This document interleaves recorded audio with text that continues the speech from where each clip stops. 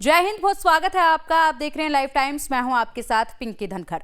सोचिए जरा, आप किसी पहाड़ पर हो, घने जंगल में हो, समुद्र के बीच सफर कर रहे हो, या फिर किसी ऐसे गांव में हो जहां आज तक मोबाइल टावर नहीं पहुंच पाया, लेकिन फिर भी आपका मोबाइल फोन बजे, वीडियो कॉल चले और इंटरनेट बिना रुके काम करे। यह कोई फिल्मी कहानी नहीं है, बल्कि बहुत जल्द हकीकत बन सकती है। जी हाँ, वजह है एक खास satellite mission, blue bird block 2।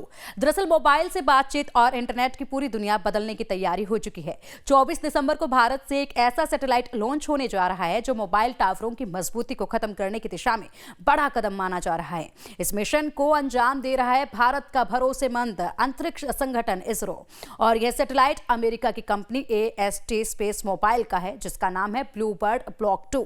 अब सवाल यह है कि आखिर ब्लू बर्ड ब्लॉक 2 है क्या और इसे लेकर इतनी चर्चा क्यों हो रही है।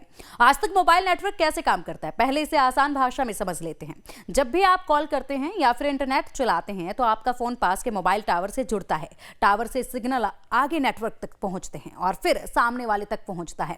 लेकिन जहां टावर नहीं वहां नेटवर्क नहीं। यही वजह है कि पहाड़ी इलाकों, सीमावर्ती क्षेत्रों, समुद्र या फिर दूर दराज के गांवों में आज भी नेटवर्क बड़ी समस्या है। अब ब्लू बर्ड ब्लॉक 2 इसी समस्या को जड़ से खत्म करने की कोशिश करेगा। यह सैटेलाइट सीधे आपके मोबाइल फोन से कनेक्ट होने के लिए डिजाइन किया गया है। जी हाँ, यानी ना टावर की जरूरत, ना किसी डिश एंटीना की और ना ही किसी खास डिवाइस की। आपके हाथ में जो सामान्य सा स्मार्टफोन है वही सीधे अंतरिक्ष में मौजूद सैटेलाइट से जुड़ सकेगा। यह सैटेलाइट पृथ्वी के काफी नजदीक लो अर्थ ऑर्बिट में काम करेगा। इसका फायदा यह होगा कि कॉल और इंटरनेट में देरी यानी कि लेटेंसी बहुत कम होगी। आसान शब्दों में कहें तो आवाज साफ आएगी, वीडियो कॉल अटकेगी नहीं और डेटा स्पीड भी बेहतर मिलेगी। ब्लू बर्ड ब्लॉक 2 में बेहद बड़े और एडवांस एंटेना लगाए गए हैं जो एक बड़े इलाके को एक साथ कवर करने में सक्षम है।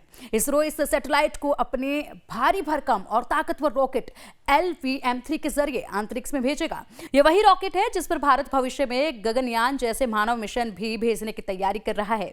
इस लॉन्च के जरिए भारत ने एक बार फिर साबित कर दिया है कि वह सिर्फ अपने लिए नहीं बल्कि पूरी दुनिया के लिए स्पेस टेक्नोलॉजी में भरोसेमंद, समझदार साझेदार बन चुका है। अब इस मिशन का सबसे बड़ा मकसद समझिए।